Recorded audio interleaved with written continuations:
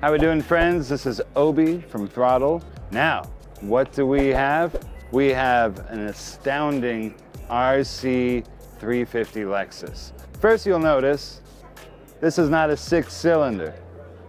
It's an LS. So they dropped a V8 into this car.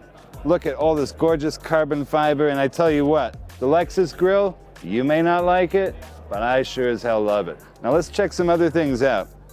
Wide body kit. Why make it smooth and beautiful when you can be rough and aggressive? And that's really what this car is all about. You put an LS in there, you want the outside to look as tough as the inside. Look at this. I love something with bolts, just so that you know it was done by hand.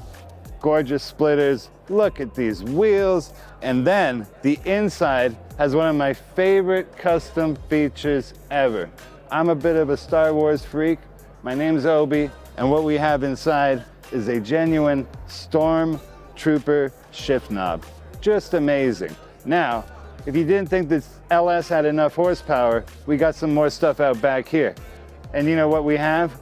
We have a trunk full of nitrous, 2 tanks ready to rumble. So I tell you what, this car, it also appealed to me because I had a feeling it was from Colorado, and it is a Colorado car.